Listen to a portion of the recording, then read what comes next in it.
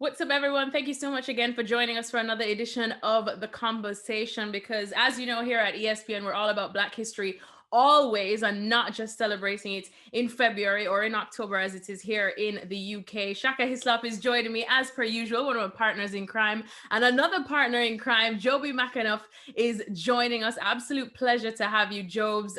You're forever my captain for the Reggae Boys. You know that already. And now you are leading in other ways as an interim manager of Leyton Orient FC. We're not fully retiring you off just yet, so I'll say player coach too.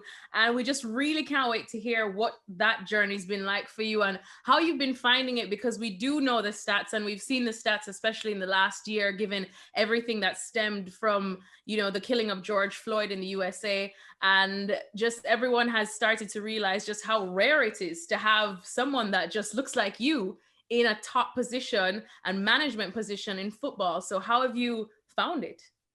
Yeah, well, it's been pretty hectic to start with, I must say. Obviously, the decision was made and things happened very, very quickly. So again, it's just been a matter of trying to obviously get a focus in terms of the way I want things done. I suppose that's the biggest change. Instead of worrying about yourself as an individual, you're now in control of 25 players and every other aspect of the football club. So this week's been good. There's been a little bit of a break. I think the biggest thing for me, I've been overwhelmed with messages of support from the whole football community in general, but particularly, Black coaches, Black players have really reached out and, given me words of encouragement, words of advice, words of support. And again, I think that makes you feel that much more there's an importance to the role, certainly. Of course, it's, a first opportunity at management, but I'm very, very aware, of the disappointingly no number of Black managers and coaches in England in particular, where Black players have made such a positive contribution to football in this country. So clearly for me, there is extra significance, in my role, in my appointment. Again, what I must say is at my football club in particular, my chairman and ownership group are fantastic. They've never had an issue with promoting people from within, regardless of colour. They feel that if you're worthy of doing a job, your colour does not even come into it. And again, they've proven that with this appointment so far. So, I'm a really privileged position in the sense of being afforded this opportunity, and I'm certainly hopefully going to make the most of it. And again, I'm aware of how important it is for Black coaches and managers in particular. You've given us a lot to discuss already there, Jobi, but just before we get into the meat of it, you're wearing two hats. You're occupying two positions here. One as a player, and as you rightly point out, where Black and minority ethnic are so well represented in terms of playing numbers and playing staff within football clubs. But you also wear the hat of a manager, and where we are desperately underrepresented. How have you found that kind of balance, or that uniqueness of the two positions? How do you balance that in your head and in what you bring to the training ground day in, day out? Well, it's a great question. It's probably one I'm still working out myself, Shaka, if I'm being honest. I think the biggest thing for me was to create that clarity that, I am certainly the man in charge. I'm the one making decisions on team selection, how we're going to play, all that sort of stuff. So for the first couple of weeks, it was really important. I've kind of put the playing on the back burner, just certainly temporarily, to give myself that space and really again, create that real clear message for the boys and how the group's going to work as a staff. Over the past week, 10 days, I've kind of eased my way back in, certainly to the day-to-day aspects of training, as and when I can. Again, there's still going to be a role for me on the pitch. I'm still very much available, when the time is required. And it is about getting a balance. I don't want the management side of things to get watered down and diluted too much, certainly. But at the same time, if there are times that on the pitch that I'm needed and I feel I can contribute to help us getting a win, because ultimately, whether I'm a manager or a player of Leyton Orient, I want to win football matches, and it's just working out the best way to do that. So the players have been fantastic. They've really responded to the work we've put into them. Again, for me, it's about me as an individual, the things I stand for, the things I demand and I expect, whether that's me as a player, a captain, now as a manager, to stand in front of the lads as the gaffer for the first time. I'm not going to tell them anything I wouldn't tell them when I'm leading them out as a captain or standing beside them as a teammate. You know, I think there's certain principles that I've always tried to stick with and abide by. And they certainly will be the same for me during my management career, because they've stood me in such good stead from a playing point of view. So enjoying the challenge, a few more grey hairs, unfortunately. Other than that, all good so far. And then Job, just I mean, this is I suppose the starting point that we always kind of do start with every guest that we've had on these episodes of the conversation, and that is just taking it back to 2020, summer 2020, which obviously 2020 was a tough year for all of us because of the pandemic. But I also keep saying I think it was a really good year in terms of progression, in terms of people just reaching their breaking point with dealing with racism and social injustices. And unfortunately, it had to stem from what was a horrific killing of George Floyd. And I just have to ask you, you know, when you saw that and you saw everything that was going on in the United States, living here now in England, I saw how it really stirred everyone here, especially in the sporting world. We saw players like Raheem, Sterling, Marcus Rashford as well, really finding their voices. We've seen more players that you know very well too, some of your boys that you know as well from Watford, that really started even posting the racist messages that they get, whereas before they probably just tried to sweep it under the rug.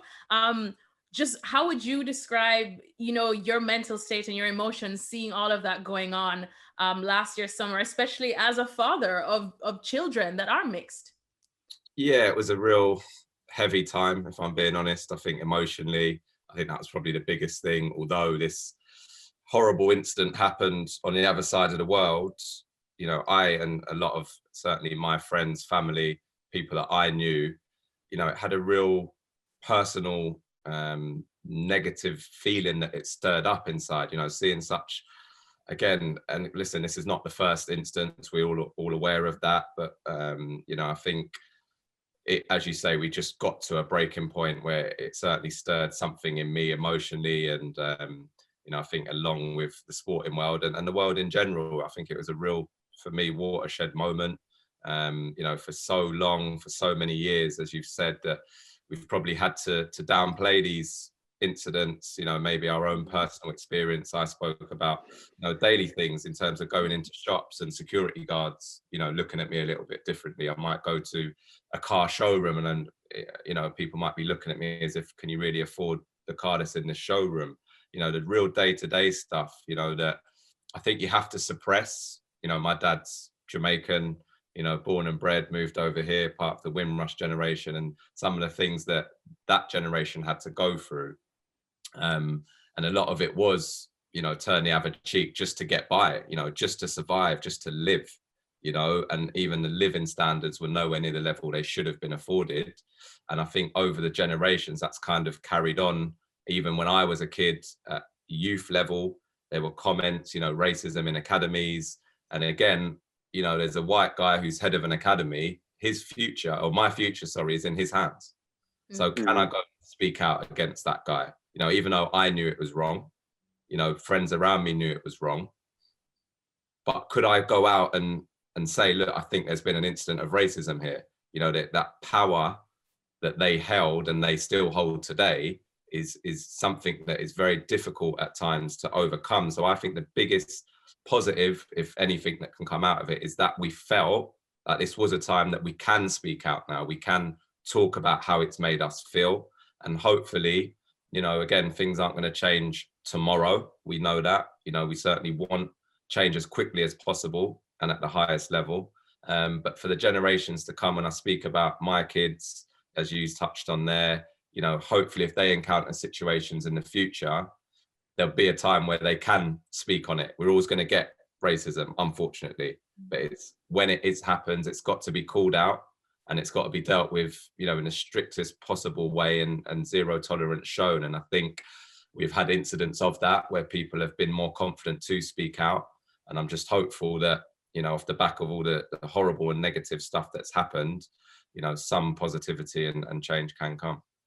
and given the response, the gravitas, the emotion around everything that you saw in that first half of 2020, how do you think the game on the whole responded?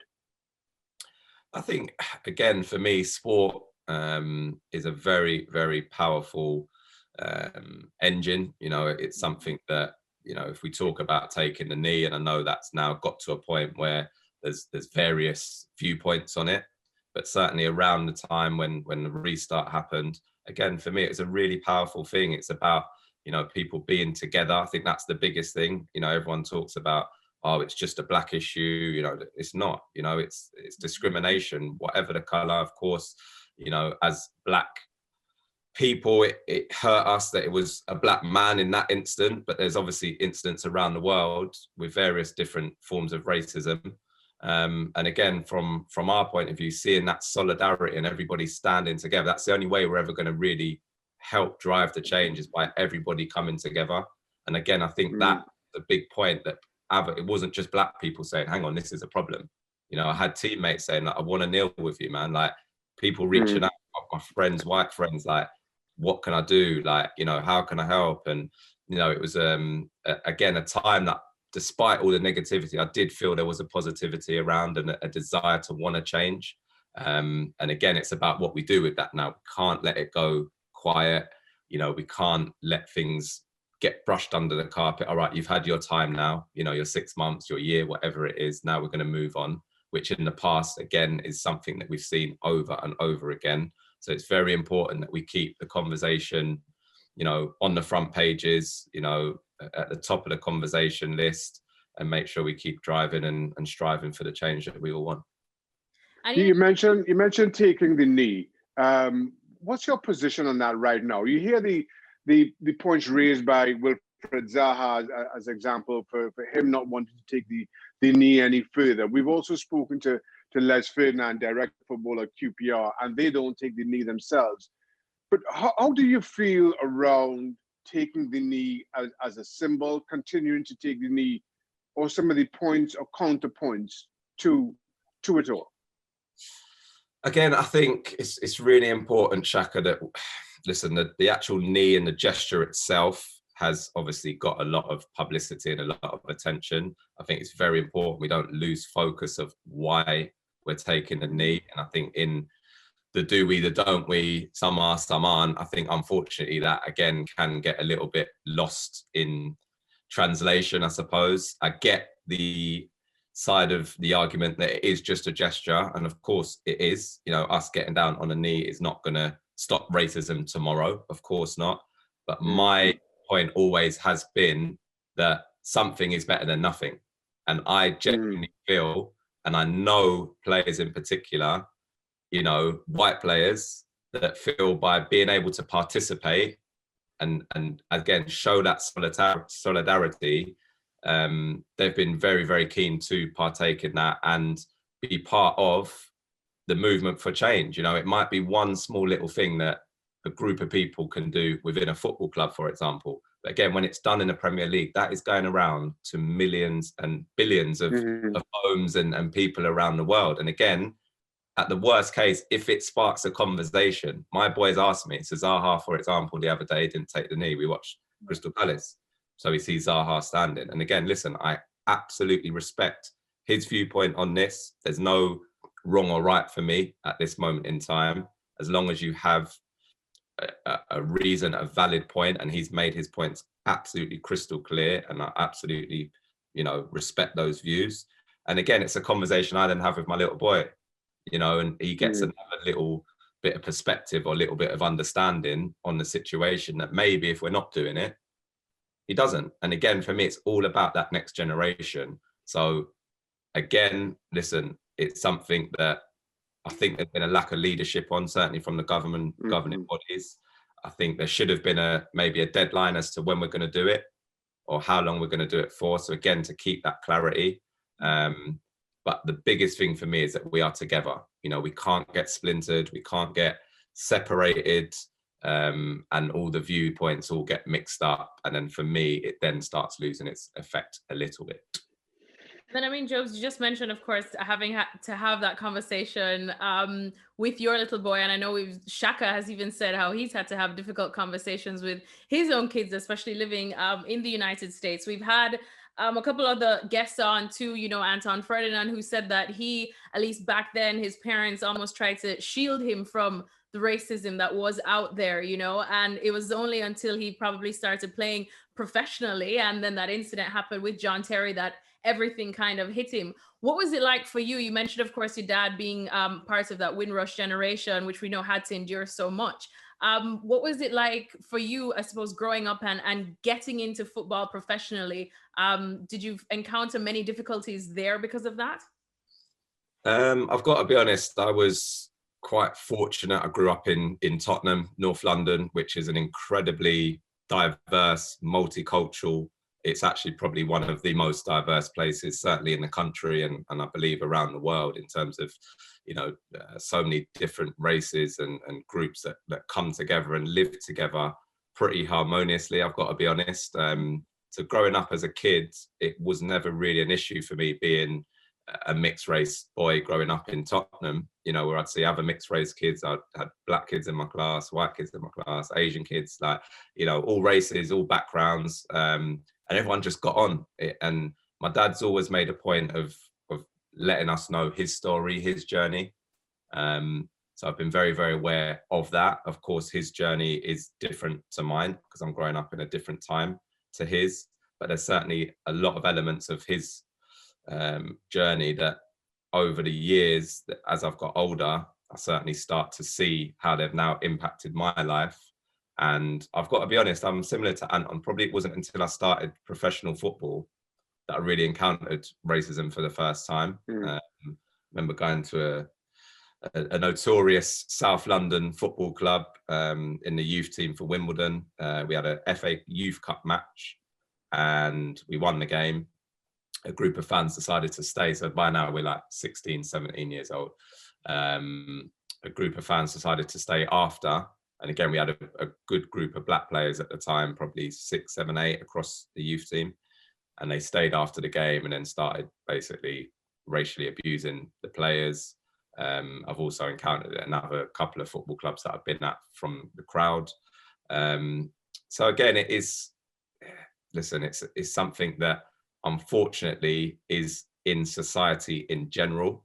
Again, from a football point of view, what we have to make sure is if it does happen, it is dealt with and, there is an absolute, zero tolerance policy towards racism. And ultimately, we want to see that governing bodies, clubs, whoever it is, are taking the strongest possible action because we're never, ever going to eradicate it. That's the sad thing about it. I think we all understand that. But we have to understand when it happens, it has to be dealt with properly. And again, over the years, I don't certainly think that's been the case on a lot of occasions. Alexis talks about the incident between John Terry and Anton Ferdinand. When you have instances like that at the highest level in the Premier League, the backlash is swift, or the response at the very least is swift, and you see it. But as someone who's spent as much time as you have playing football at both the highest level and through the different professional leagues, different levels of leagues in English football, the big complaint has always been that when something like that happens in one of the lower leagues, it goes unreported. There's nothing that's ever done about it. How has your experiences, or contrast your experiences between playing at the higher level, or when you're faced with such instances in League Two as you are now? Yeah, again, I've got to say from mine or teammates' experiences that have been with me when it has occurred, whether that is, at a higher level or lower down, it has been dealt with pretty swiftly. Again, if it's a matter of a report having to be taken there and then, that has happened. And then I believe there was one incident when I was at Watford and the person in question was identified and then banned. I think it was from Plymouth, Argyle at the time. So that was dealt with, again, as well as it could have been, I suppose. Again, I understand that when it's a higher profile incident, it's going to garner, more attention, more headlines, but that shouldn't be the case. Racism is racism, no matter what level. And clearly, if it occurs in the lower leagues, it again should be dealt with as it would be in the Premier League.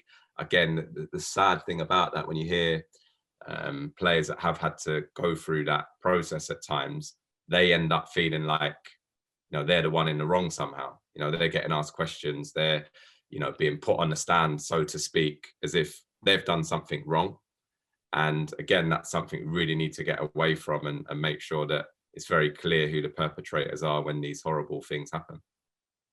And then, I just want to, of course, get back into the managerial side of it as well, and just read some, obviously, numbers that came out last year when we all started, I suppose, getting more interest into why we are seeing so few mixed race managers or black managers or of other ethnicities that just aren't white in English football. And it says, at least last year, around last summer, there was give or take around 500 players in the 20 Premier League squads. More than a quarter of those are black or mixed race. But Jobi, something happens when they retire that doesn't lead them into managerial positions as much as we would like to see. And, we had a good friend of ours from the cricket world, Ebony Rainford-Brent, and she likes to say that, if you don't, it's hard for people that if they can't see it, they feel like they can't beat.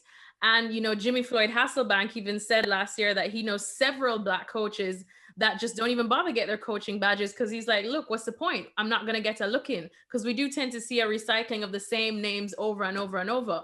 And we're not saying that, just chuck in a black manager just because, but at least have them be a part of the conversation at some point. For you, how did you, I suppose, deal with it? Did you ever feel like you probably wouldn't get a look in because of who you were and how you looked? And I guess your conversations with probably some other players that may be feeling like that. Yeah, I think you make an excellent point to start with about if you can't see it, how can you be it? I started playing football because of John Barnes. He was a hero of mine growing up, obviously born in Jamaica, Liverpool, who I ended up supporting, a real prominent player, a captain, so I saw that. I saw, a black man doing those things and believed because of that, I could walk that same path. It's the same when I got into Wimbledon, the crazy gang, back of the crazy gang era, we had the likes of Robbie Earl, Marcus Gale, Carl Lieburn. Again, they weren't just any squad players, they were captains, senior players. So through my scholarship, I'm seeing these guys, I'm around them, and I'm thinking, well, again, they're doing it. That's something I want to do. I can aspire to do it. It's a very, very important thing. And I think the lack of certainly visibility when it comes to players then not seeing that translate into management and coaching definitely can have an impact in terms of maybe the desire to go and then get the qualifications that you need. I think there's also certainly white counterparts, ex-pros or players that have played the game that don't even need to be as qualified and they still get opportunities, and it comes down to, for me, a lack of opportunity. I know some fantastic ex-players that have got absolutely every qualification that they need to coach and manage at the highest level in this country, but they're not afforded the same opportunities, again, as some of their white counterparts, whether that is, as you say, the old guard that we always hear about that get, job after job after job, or some of the up and coming young coaches. We look at a Graham Potter, a Steve Cooper, who, by the way, have done really, really good jobs, and it's never, ever a slight or a knock on them. But are those opportunities being afforded to young black coaches with similar black backgrounds? And for me, the answer is no. So I definitely think there is an element of a disappointment that maybe because there isn't as many out there that we can see, that there might be a bit of a turn off. But I also think that's a bit of an easy cop out. I think it's an easy one for people to say, oh, well, they're not going to do this or they're not getting their badges. They are. I know they are, because I speak to black coaches on a regular basis who, again, are working through the England youth setups, working at Premier League level, have got years of experience, and they're just simply not getting the opportunity, whether that's an interview, if they actually do manage to get a job and it doesn't quite go fantastically well, what's their next opportunity? I think Jimmy Floyd's a fantastic example of that. And I've spent time with Jimmy. I've done a bit of work with him on the media side of things. And, it's great to see him back and doing so well, but he's had to go back to Burton to get that opportunity again. When so many other managers that have operated at the level he has will get straight back into another championship club, for example, or another Premier League club. And again, that's the sort of cycle that we need to break. We need to see, again, Sol Campbell for me is a prime example. When you stack his playing career against his counterparts and his first job that he ends up having to go and take and actually ends up doing really, really well. But he has to go down to League Two to get that first job. He isn't given, a really good either Premier League or really good championship job to go and start. And again, for me, talking from my experience now at League Two and with the greatest respect to the players that I'm around, it's harder work. If you're going into a league, a championship or Premier League type team, for me, you've got the players there that you can go and mold, you can make play a certain way. The lower down you get, the harder it is. And a lot of the times you'll see those opportunities given at a level that, quite frankly, is quite difficult to succeed in. You only have to look at the turnaround and the shelf life of managers in general, but particularly for black managers, it is certainly an issue and something that we need to try and address as soon as we can. I think without question, it's a pipeline issue, as you describe it. In October of 2020, the FA introduced its diversity code in an effort to address some of these shocking numbers that we see around diversity in football management and coaching up and down the leagues. What's your opinion of that diversity code? It's a step in the right direction, but is it a large enough step, do you think? Listen, Shaka, I would like to see more done. Again, I think it almost goes along the lines of, but we're doing something to try and help. But for me, it's not enough, and it's never going to be enough until we see better representation, higher numbers, and again, higher opportunities. I'm never, ever going to sit here and say, give a guy a job for the sake of it.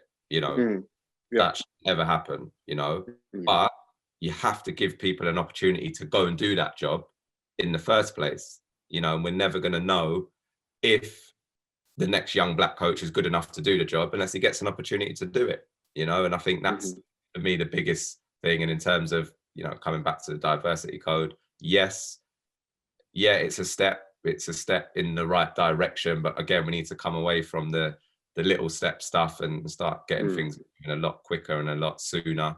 And again, getting people that are qualified and have the experience into the jobs that they deserve to be in. And then finally, Jobs, I suppose in an effort to end on a positive note, because obviously, like we're saying, we're talking to you in what you have realized is such a good position and a privileged position now that you can at least physically be that representation of what other, young aspiring black and other ethnic minority players who may want to be coaches one day can actually see. Do you feel like that we are onto a change, whether we're already in it or we're starting in the little stages? I know, as Shaka said, there's a diversity code. You've spoken about how Leyton Orient FC have been really great and open in that as well. We know the introduction of the Rooney Rule as well that came in 2019. Do you feel like we are at a turning point? Oh, that's a good question. You can be honest too, though, because we all know that this is not a battle, it's a war, and it's far from over.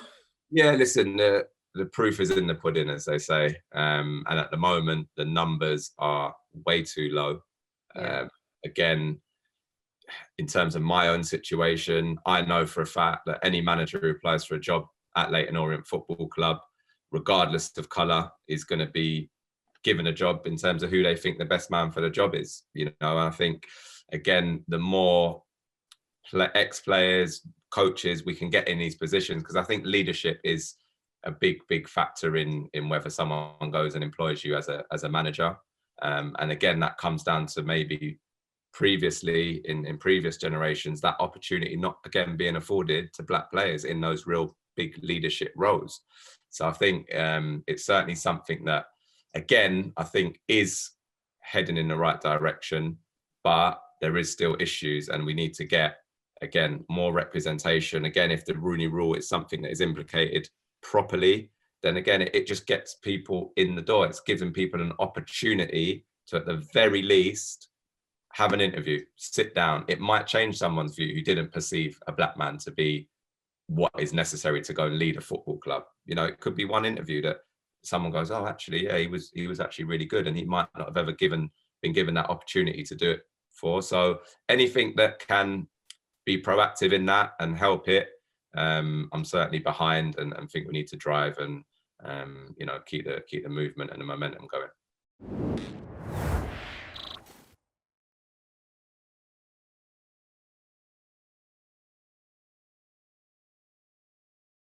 Well, thank you very much for watching ESPN on YouTube. For more sports highlights and analysis, be sure to download the ESPN app. And for live streaming, premium content, and let's not forget as well, ESPN FC 7 days a week. Subscribe to ESPN Plus.